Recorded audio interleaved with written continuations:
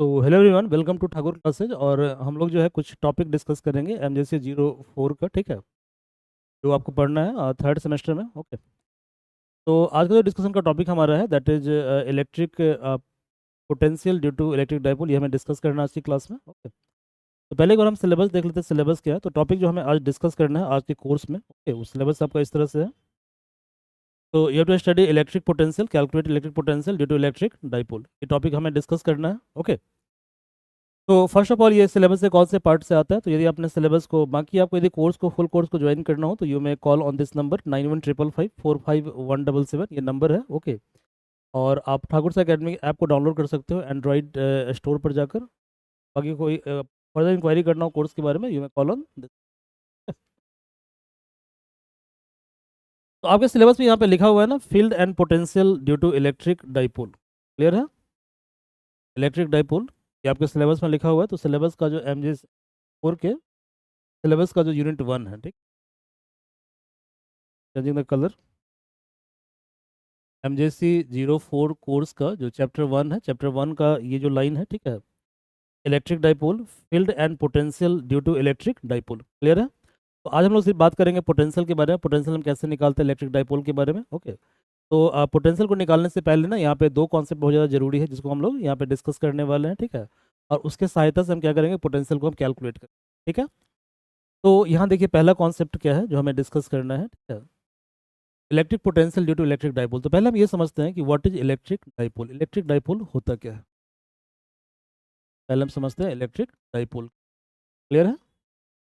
Dipole के आप जानते हैं कि नेचर में जितना भी मटेरियल है, जो भी मटेरियल आप देखते हैं अपने सराउंडिंग में, अपने आसपास में, ओके, उस सब का बेसिक जो कॉन्स्टिट्यूएंट है वो क्या है, एटम है। मतलब हर एक चीज़ किससे बना हुआ है, एटम से बना हुआ है। ठीक है, और आप जानते हैं कि एटम का जो जनरल कन्फिगरेशन होता है वो क्या होता है, एटम के अंदर क्या होता है, सेंटर में एक न्यूक्लियस होता है, यहाँ पे एक न्यूक्लियस होता है, न्यूक्लियस के अंदर प्रोटॉन होता है और यहाँ पे न्यूट्रॉन होता है, प्रोटॉन और न्यूट्रॉन होता है। ओके, न्यूक्लियस के चारों तरफ क्या होता है, ऑर्बिट होता है। क्लियर है?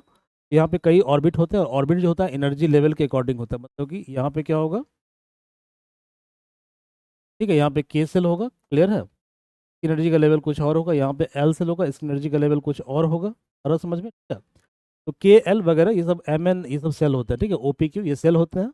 और किस सेल के अंदर कितना इलेक्ट्रॉन रहेगा इसके लिए एक फार्मूला होता है 2n², जहाँ पे n क्या है, नंबर ऑफ सेल। क्लियर है?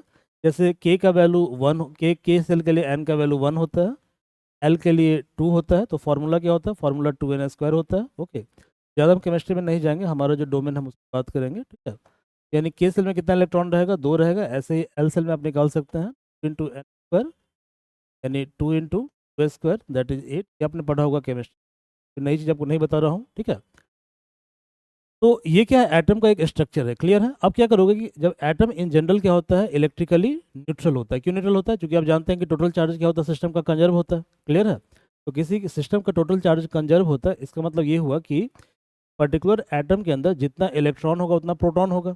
ओके, तो हमें क्या करना पड़ेगा, ये जो इलेक्ट्रॉन प्रोटॉन बैलेंस है, जिस कारण से क्या है, चार्ज ट्रांसफर नहीं हो रहा है। क्यों नहीं हो रहा है? क्योंकि बॉडी क्या है, बॉडी इलेक्ट्रिकली न्यूट्रल है। Why neutral? बिकॉज इसमें जितना इलेक्ट्रॉन है उतना ही प्रोटॉन है। क्लियर है? तो हमें क्या करना है कि इलेक्ट्रॉन और प्रोटॉन के बीच एक इम्बैलेंस क्रिएट करना है। कहने का मतलब ये हुआ कि हमें क्या करना है कि इलेक्ट्रॉन प्रोटॉन जो इक्वल आपस में, ओके, तो क्या करना है, अनइक्वल कर देना है। क्लियर है? तो यानी कि या तो प्रोटॉन की संख्या बढ़ानी है या इलेक्ट्रॉन की संख्या बढ़ानी है। ठीक है, न्यूट्रॉन पे चार्ज 0 होता है तो इससे हमें कोई मतलब नहीं है। ठीक है, तो जैसे ही यहाँ पे हम इलेक्ट्रिक फील्ड को अप्लाई करेंगे, क्लियर है, अप्लाई करेंगे, इलेक्ट्रिक फील्ड को अप्लाई करेंगे, तो इलेक्ट्रिक फील्ड को अप्लाई करने का परिणाम यहाँ पे ये होगा, इसका रिजल्ट ये होगा। ठीक है, ये जो आउटर सेल होता है, बाहर का सेल होता है। ठीक है, जैसे यहाँ पे एल क्या है, बाहर का सेल है, ऐसे ही आप एक और सेल को ड्रॉ कर लीजिए, एम सेल, वो भी बाहर का सेल है। क्लियर है? ठीक है, तो यहाँ पर जो ये 8 आप देख रहे हैं, ये मैक्सिमम नंबर ऑफ इलेक्ट्रॉन है। क्लियर है? कितना है, मैक्सिमम नंबर ऑफ इलेक्ट्रॉन है, यानी इलेक्ट्रॉन की संख्या 8 से कम भी हो सकती है। ठीक है, अब जितना इलेक्ट्रॉन हम बाहर निकालेंगे, ठीक है, उतना ज़्यादा एनर्जी हमारे लिए हमें चाहिए। ठीक है, ये कुछ ज़्यादा डीप हो गया, थोड़ा हम डायरेक्टली पॉइंट पे आते हैं। ठीक है, तो कुछ के लिए मान लीजिए कि यहाँ पे के एल और एक एम सेल है। ठीक है, कौन सा सेल है, एम सेल है, एम सेल है। और यहाँ पर कितना है, यहाँ पर भी, यहाँ पे एक इलेक्ट्रॉन। ठीक है, वैसे 18 इलेक्ट्रॉन हो सकता है। ठीक है, क्योंकि एम सेल के लिए एन का संख्या कितना होता है, 3 होता है। एम सेल के लिए कितना होगा, फार्मूला अप्लाई कीजिए 2n², यानी 2 × 3² तो 3 3 9 2 8। क्लियर है? बट 18 क्या है, मैक्सिमम नंबर ऑफ इलेक्ट्रॉन है। ठीक है, हमने मान लिया कि यहाँ पे एक इलेक्ट्रॉन है, क्लियर है, तो एक इलेक्ट्रॉन को बाहर निकालना काफ़ी आसान है, ठीक है। तो जैसे ही हम यहाँ पे इलेक्ट्रिक फील्ड को अप्लाई करेंगे तो इलेक्ट्रिक फील्ड क्या करेगा, इसको एनर्जी सप्लाई करेगा, क्लियर है। तो जैसे इसको एनर्जी सप्लाई करेगा तो इलेक्ट्रॉन क्या करेगा, इस जगह को छोड़ देगा, ठीक है, इस जगह को लीव कर देगा, ठीक है, आ रहा समझ में। तो लीव करने से पहले क्या होगा कि इलेक्ट्रॉन थोड़ा सा डिस्टर्ब होगा ना, जैसे मान लीजिए इलेक्ट्रॉन ऐसे गोलाकार शेप, ठीक है, गोलाकार शेप में यहाँ मान लीजिए कि पॉजिटिव चार्ज है और यहाँ पर नेगेटिव चार्ज है, ऐसा मान लीजिए। जैसे हम इलेक्ट्रिक फील्ड यहाँ पे अप्लाई करते हैं, ठीक है, तो इलेक्ट्रिक फील्ड के डायरेक्शन में क्या होता है, पॉजिटिव चार्ज मूव करता है, ये आपने पढ़ा होगा 12th क्लास में, ठीक है। और इलेक्ट्रिक फील्ड के अपोजिट नेगेटिव चार्ज मूव, ठीक है।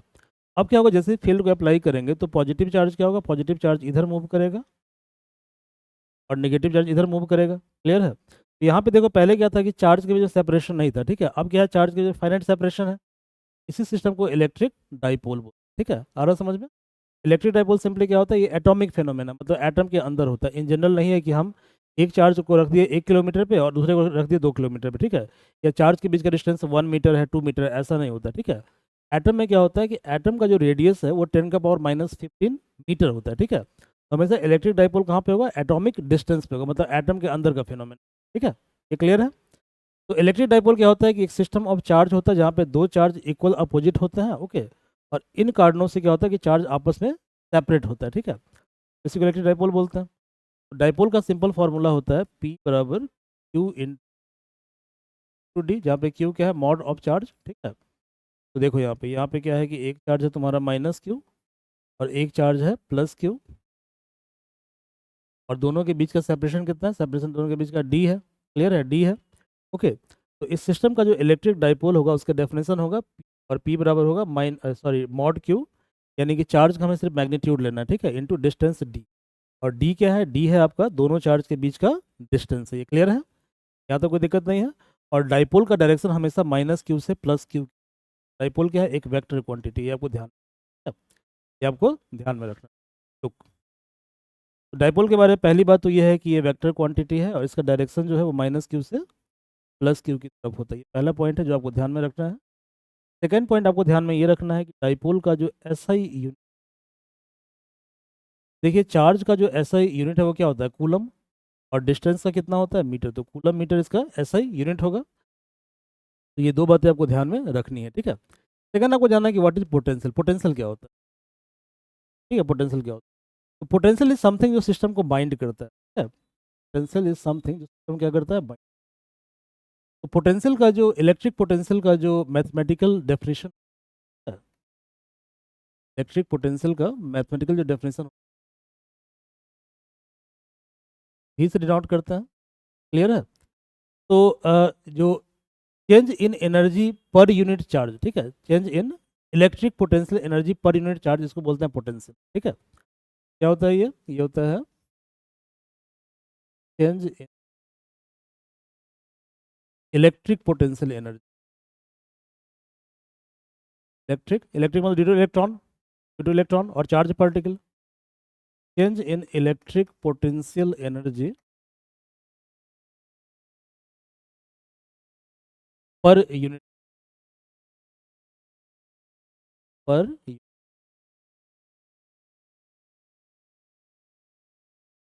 वैसे हम एक सेपरेट वीडियो बनाएंगे जिसमें हम डिस्कस करेंगे कैसे हम पोटेंशियल कैलकुलेट करते हैं, उसका बेसिक्स क्या होता है, इसको हम डिस्कस करेंगे। तो अभी मैं डायरेक्टली फार्मूला यहाँ पे लिख रहा हूँ, ठीक है, फार्मूला पोटेंशियल क्या होता है। तो let there be charge Q, मान लीजिए यहाँ पे एक चार्ज क्यू है, ठीक है, यहाँ पे चार्ज क्या है, क्यू है, ठीक है, और इस चार्ज क्यू के कारण जो है पॉइंट पी पे हम निकालना चाहते हैं इलेक्ट्रिक पोटेंशियल क्या, ठीक है। तो इस पॉइंट, ये पॉइंट यदि आर डिस्टेंस पे, तो यहाँ पोटेंशियल इसका होगा Q/4πε0r, आपको ध्यान में रखना है, ठीक है। तो पोटेंशियल क्या होगा यहाँ पे, Q/4πε0r होगा, ठीक है। यहाँ पोटेंशियल हो जाएगा, पोटेंशियल V बराबर 4πε0r, क्लियर है, ये फॉर्मूला आपको बस ध्यान में रखना है, ठीक है। बाकी ये क्यों होता है, कैसे होता है, इस सब सारे फैक्टर्स को हम डिस्कस करेंगे in a separate video on electric potential, okay. Look, हमारा आज का टॉपिक क्या है, हमारा आज का टॉपिक है हमें डाइपोल के कारण पोटेंशियल निकालना है, potential due to electric dipole, ये हमें निकालना है। तो सबसे पहले हम क्या करते हैं, इलेक्ट्रिक डाइपोल एक ले लेते हैं। तो ये एक डाइपोल है, तो डाई मतलब दो और पोल मतलब चार्ज। यहाँ पे क्या है, यहाँ पे चार्ज -Q है और यहाँ पे चार्ज प्लस है। और डाइपोल के बीच का जो डिस्टेंस है उसको हमने D मान लिया, तो डिस्टेंस क्या है, डी है, ये डिस्टेंस आपका डी।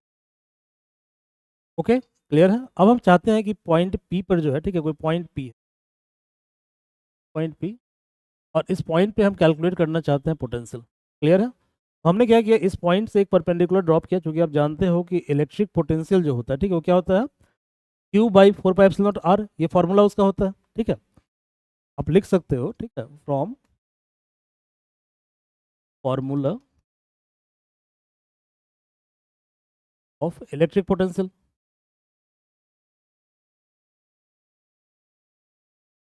इलेक्ट्रिक पोटेंशियल, पोटेंशियल, आप क्या लिख सकते हो, potential V due to charge minus minus Q बराबर क्या होगा, तो मान लीजिए कि यहाँ से यहाँ का डिस्टेंस है, इसको पॉइंट ए मान ले, इसको पॉइंट पी मान ले। ठीक है, तो माइनस क्यू से पी पॉइंट पर आप इंटरेस्टेड है, मतलब ये डिस्टेंस कितना है, ए पी है, ये होगा minus Q by 4πε0 into P, A P, इसको आप इक्वेशन पर फर्स्ट मान लो। ठीक है, ऐसे ही आपको निकालना है potential due two plus Q. तो क्या फॉर्मूला होता है, फॉर्मूला होता है क्यू बाई 4πε0r, यानी क्यू बाई 4πε0, और हमको देखना है कि क्यू से पी का डिस्टेंस कितना है, तो क्यू से पी का डिस्टेंस हम बी, तो इसको हम मान लेते हैं बी, क्या होगा, बी पी होगा। ठीक है, इक्वल टू बी पी, यहाँ तक कोई दिक्कत है, पर 2 मान, क्लियर है। अब देखिए स्केलर पोटेंशियल क्या है, एक स्केलर क्वांटिटी है, तो स्केलर क्वांटिटी को जोड़ने के लिए हम क्या करते हैं कि सिंपल मैथमेटिक्स को हम यूज़ करते हैं। ठीक है, जैसे 2 कैसे होता है, 1+1, यानी 1+1 क्या होता है, 2 होता है। ठीक है, तो पोटेंशियल को जोड़ने के लिए हम सिंपल मैथमेटिक्स को हम, ठीक है, इसका मतलब ये हुआ कि चूंकि पोटेंशियल एक स्केलर क्वांटिटी है, इसलिए नेट पोटेंशियल क्या होगा, potential due to charge minus Q plus potential due to charge plus Q. ठीक है, as potential is scalar quantity, potential एक स्केलर क्वांटिटी,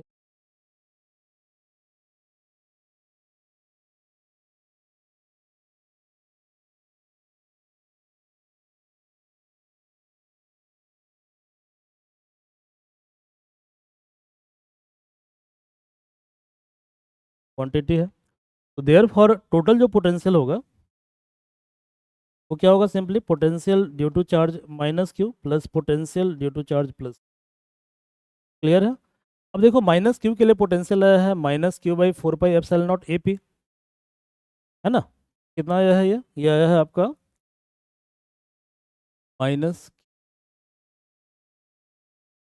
4πε0, और प्लस क्यू के लिए कितना आया है, plus Q by 4πε0 B P. चलिए इसको हम इक्वेशन नंबर फर्स्ट मान लें, हमारा इक्वेशन नंबर क्या है, फर्स्ट है। ठीक है, अब यहाँ पर एक बात आप ध्यान दीजिए जरा, जब मैंने डाइपोल को डिफाइन किया था तो मैंने आपको बताया था कि डाइपोल में क्या होता है कि दो चार्ज के बीच का जो सेपरेशन होता है, ठीक है, काफ़ी कम होता है, 10⁻⁻15 के ऑर्डर का होता है, और समझ में, तो 10⁻⁻15 क्या, काफ़ी छोटा हुआ ना, 1 माइक्रोन 10⁻⁻6 होता है। ठीक है, तो उससे भी काफ़ी काफ़ी छोटा हो गया। ठीक है, तो यानी कि ये जो सारी फेनोमेना हो रहा है, मतलब डाइपोल का जो फॉर्मेशन हो रहा है, ठीक है, वो कहाँ पे हो रहा है, एटॉमिक स्केल पे हो रहा है, 10⁻⁻15 पे हो रहा है, यानी ये जो डिस्टेंस है ये काफ़ी छोटा डिस्टेंस है। ओके, तो इवन मान लो तुम इस पॉइंट से, मान लो कि इस पर्टिकुलर पॉइंट से ये जो पॉइंट पी है, ठीक है, ये 1 मिलीमीटर डिस्टेंस, ठीक है, तो ये डिस्टेंस क्या होगा, बहुत ज़्यादा हो जाएगा ना, मतलब 1 मिलीमीटर का मतलब कितना हुआ, यदि मान लो ये जो पॉइंट है, ठीक है, कुछ देर के लिए यहाँ से एक परपेंडिकुलर हम ड्रॉप कर लेते हैं। ठीक है, तो हमने यहाँ से एक परपेंडिकुलर ड्रॉप कर लिया। ठीक है, ओके, और इसको हमने मान लिया डिस्टेंस आर, क्या मान लिया, डिस्टेंस आर। इवन यदि डिस्टेंस आर को हम मान ले 1 मिली, ठीक है, और डिस्टेंस डी हमारा कितना है, 10⁻⁻15 के ऑर्डर का है, 1 मिलीमीटर कितना होता है, 10⁻⁻3 होता है। तो मतलब ये हुआ कि आर और डी का जो रेशियो, ठीक है, आर बाई डी, जो आर कितना है 10⁻⁻3 और डी कितना है 10⁻⁻15 है, जब ये ऊपर जाएगा तो कितना होगा, 10⁻12 होगा। ठीक है, 12 होगा, यानी डिस्टेंस आर जो है, ठीक है, आर, ओके, वो क्या है कि डिस्टेंस, मतलब डिस्टेंस डी का 10⁻12 टाइम है। क्लियर है, मतलब 10⁻12 टाइम बड़ा है आर। ठीक है, तो आर क्या है, काफ़ी बड़ा है। ओके, आर काफ़ी बड़ा है, तो ये जो आपको आर दिख रहा है, ये ओ से लेकर पी का डिस्टेंस, ये आर क्या है, बहुत बड़ा है। ठीक है, इसको सॉल्व करने के लिए हम क्या करते हैं, थोड़ा सा यहाँ पे टेक्निक यूज, यहाँ पे हम क्या करते हैं, कोई डाउट है तो आप पूछ सकते हो, you are feel free to ask any kind of doubt. हमने यहाँ पे एक परपेंडिकुलर ड्रॉप कर दिया और इसको मान लिया एंगल थीटा। ऐसे हमने क्या किया, यहाँ से एक परपेंडिकुलर ड्रॉप किया, ठीक है, और इसको मान लिया हमने थीटा, मान लिया थीटा थीटा बराबर होगा, क्लियर है। और इसको हमने मान लिया बी बी डैश और इसको मान लिया ए, क्लियर है, यहाँ तक कोई दिक्कत है? तो देखिए चूंकि जो डिस्टेंस आर है ये काफ़ी बड़ा है, ठीक है, तो हम चाहें तो डिस्टेंस ए पी को नियरली ए डैश पी लिख सकते हैं ना। और ऐसे ही हम बी पी को क्या लिख सकते हैं, बी डैश पी लिख सकते हैं, ठीक है। तो हमने यहाँ पे ये एजम्पशन यूज किया, हमने यूज किया कि as distance R is greater than D, therefore A P को हम नियरली लिखेंगे A dash P, A dash, और बी पी को क्या लिखेंगे नियरली, हम नियरली लिखेंगे बी डैश पी, ठीक है भाई, बी डैश। देखो देयर फॉर ये जो ए डैश पी, ठीक है, ए dash P, A dash P, तो ये जो ए डैश पी है, ठीक है, ए डैश पी, तो आप लिख सकते हो ना ओ ए प्लस ओ पी, ओ ए प्लस ओ पी, ये हो गया ओ ए प्लस ओ। देखो भाई ये जो ओ पी है, ओ से पी का डिस्टेंस को आपने आर माना है, ओ पी को आपने मान लिया आर, और ओ ए आपको नहीं पता है, ओ ए पता है आपको, नहीं पता है। ओ ए को मालूम करने के लिए हम क्या करते हैं, इस ट्रायंगल को सॉल्व कर लेते हैं, ठीक है। तो we are solving this triangle को हम सॉल्व करते हैं। तो यहाँ पे ये क्या है, परपेंडिकुलर है ना, ये परपेंडिकुलर है, क्लियर है। तो परपेंडिकुलर के सामने का साइड क्या होता है, हाइपोटेनस होता है, ये क्या है आपका हाइपोटेनस है, क्लियर है। और ये आपको निकालना है, आपको निकालना क्या है, आपको निकालना है ओ ए, सॉरी आपको निकालना क्या है, ओ ए डैश निकाल, ठीक है ना,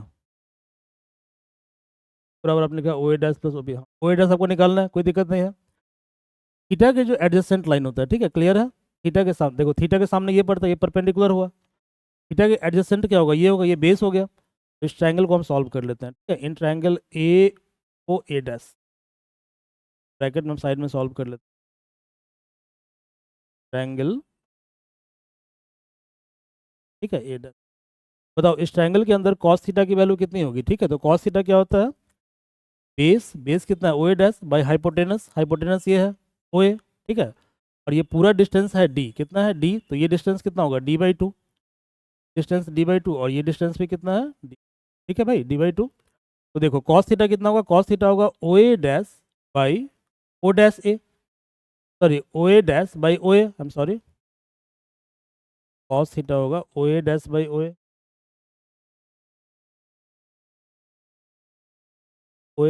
और ओ ए कितना है D by two, O A है डी बाई टू,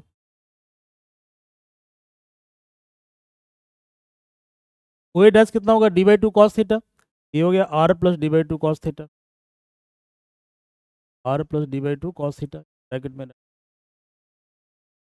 ऐसे ही आप यहाँ पे देखिए, हमें निकालना है ए डैश पी के बाद बी पी, क्या निकालना है, बी डैश पी निकालना है, बी डैश पी निकालना है। बी डैश पी को हम क्या लिखेंगे, देखो बी डैश पी, ये है ना B dash P, B dash P, तो बी डैश पी को हम लिख सकते हैं O B minus O B dash. कहीं डाउट है तो पूछिए आप, ठीक है, if you have any doubt you, तो क्या लिख सकते हैं इसको, लिख सकते हैं O B minus O B, ठीक है, ओ बी डैश। देखो भैया हाँ O P minus O B dash, I am sorry, O P minus O B, minus O B, कहीं डाउट है तो पूछ सकते, ओ पी माइनस ओ, हमने गलती कर दिया था, ये था ओ ए प्लस, ओके। अब देखिए ओपी कितना है, ओपी है आर, और हमें निकालना है अब ओबी डैश, क्या निकालना है ओबी डैश, तो निकाल लेते हैं ओबी डैश, कोई दिक्कत नहीं है। देखिए ये क्या है, परपेंडिकुलर है, दिस इज परपेंडिकुलर, ओके। तो परपेंडिकुलर के सामने ये जो साइड होगा, ये साइड, ये क्या होगा हाइपोटेनस होगा, तो दिस इज हाइपोटेनस, क्लियर है, ये हाइपोटेनस होगा। और हम इंटरेस्टेड है ओबी डैश को निकालने में, क्लियर है। तो देखो थीटा के सामने ये पड़ता है परपेंडिकुलर, इसका मतलब थीटा का ये एडजेसेंट होगा, तो क्या होगा बेस होगा। इस ट्रायंगल के अंदर जो है कॉस थीटा की वैल्यू कितनी होगी, हम कलर चेंज कर दें ताकि आपको कन्फ्यूजन ना हो, ठीक है। कलर को मैं चेंज कर देता हूँ। देखो भैया, कॉस थीटा की वैल्यू जो है, कौन से ट्रायंगल को हम सॉल्व कर रहे हैं, ट्रायंगल ओ बी। ओके भाई, तो कॉस थीटा कितना होगा, कॉस थीटा के लिए जो है ये आपका बेस है, ओ बी डैश बेस है, डिवाइडेड बाई परपेंडिकुलर क्या है, तो 90 के सामने का साइड कितना है, 90 के सामने साइड ये है, ये कितना है d/2, O B dash by d/2। Clear है, तो ओ बी डैश कितना होगा d/2 cos theta, O B dash होगा d/2 कॉस थीटा, पुट कर दो यहाँ पे d/2 cos। बस इतना ही करना था, बाकी सारा चीज़ ऊपर हो गया, ठीक है, अब कुछ नहीं कर। इक्वेशन फर्स्ट है, इक्वेशन सेकंड है, इक्वेशन थर्ड है, ठीक है। इन तीनों को हम सेट करते हैं यहाँ पे। तो देखो, from equation first second and third, ठीक है, from equation first second and from first, net potential बराबर potential due to minus Q के लिए पोटेंशियल है माइनस वी बाई, ठीक है, minus V 4 pi epsilon naught A P, ये है 4 pi epsilon naught A P को हमने कितना मान लिया था, ए डैश पी मान लिया था, ठीक है। और ए डैश पी का वैल्यू है R plus d/2 cos theta.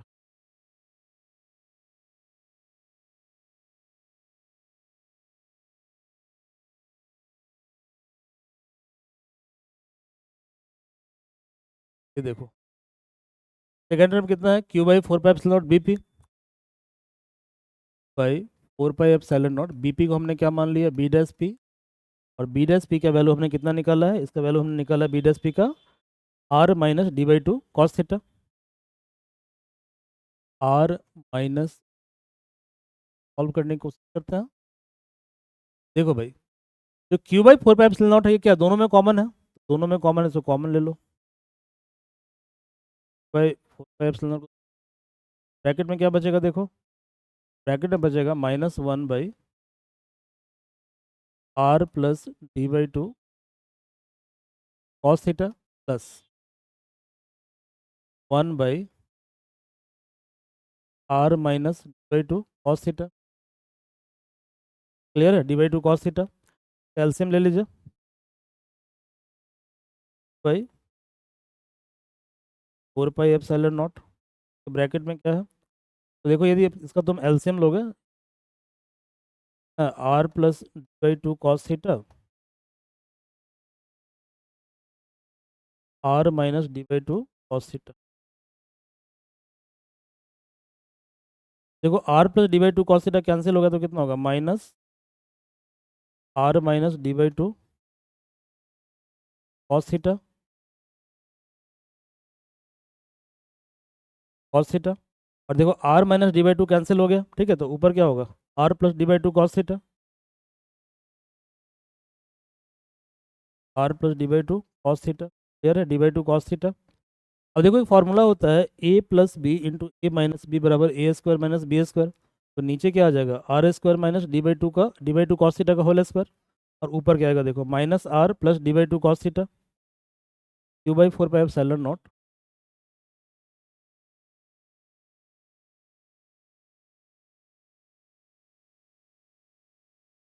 Minus R plus d/2 cos theta, cos theta plus R plus d/2 cos theta,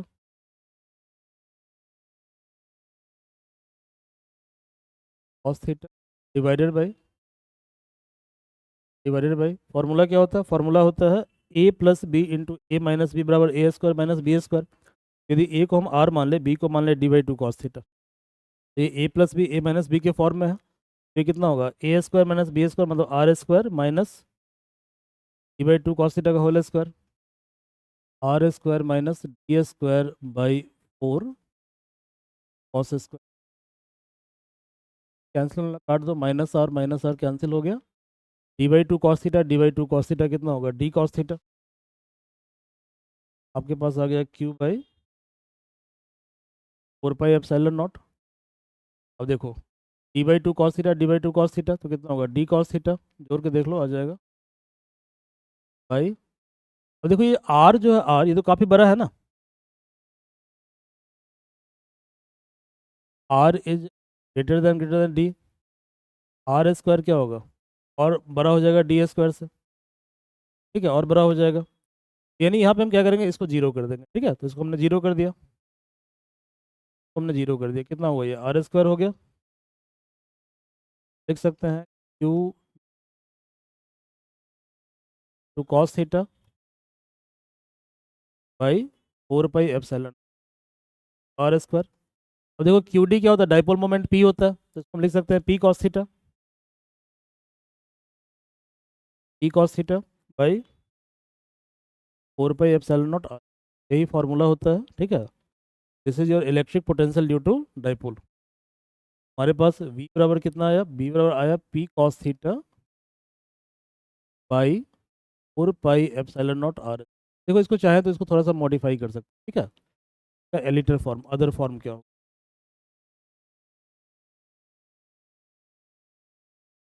इसको चाहे तो हम अदर फॉर्म में इस तरह से लिख सकते हैं। तो पोटेंशियल v है, v हम लिख सकते हैं ना cos theta by 4 pi epsilon not R square two vector R by vector R, ऐसा हम लिख सकते हैं, ठीक है, ऐसा हम चाहे तो लिख सकते हैं। क्लियर है। देखो p क्या है, वेक्टर क्वांटिटी है, या इसको r बाई आर से आर बाई आर से मल्टीप्लाई। क्लियर है। ऊपर में कितना है, पी आर कॉस थीटा, ऊपर कितना है, ऊपर है पी आर कॉस थीटा, ये कितना है, नीचे है 4 pi epsilon not R cube. अब देखो ए बी कॉस थीटा क्या होता है, ए डॉट बी होता है, तो इसको लिख सकते हैं ना पी डॉट आर, तो आप लिख सकते हो P dot R by 4 pi epsilon not R cube. हमने पी डॉट आर क्यों लिखा, क्योंकि आप जानते हो कि डॉट आर बराबर होता है। क्लियर है। तो this was electric potential due to dipole, ये इसका दो फॉर्म है, इस दोनों फॉर्म को आप ध्यान में रखिएगा, ठीक है, ये आपके सिलेबस में क्या हुआ है, ठीक है। तो हमने क्या किया, सिलेबस के अकॉर्डिंग इसको हमने करवाया है आपको, ठीक है। देखिए सिलेबस में लिखा हुआ है, लिखा है ना, electric field and potential due to electric dipole. Clear है। तो हमने कवर कर लिया कि इलेक्ट्रिक डाइपोल क्या होता है, ये हमने कवर कर लिया, ठीक है। इसके अलावा हमने क्या निकाला, हमने निकाला है पोटेंशियल, ठीक है, हमने फील्ड नहीं निकाला है। तो अगले लेक्चर में हम लोग डिस्कस करेंगे इलेक्ट्रिक फील्ड के बारे में। क्लियर है, कि इलेक्ट्रिक फील्ड हम कैसे निकालते हैं डाइपोल के कारण, ओके। इसके अलावा हम एक सेपरेट वीडियो बनाएंगे इस टॉपिक के ऊपर कि इलेक्ट्रिक फील्ड से आप क्या समझते हैं, और ऐसे ही इलेक्ट्रिक पोटेंशियल से आप क्या समझते हैं। तो चलिए आज क्लास हम यहीं पे वाइंड अप करते हैं। So thank you.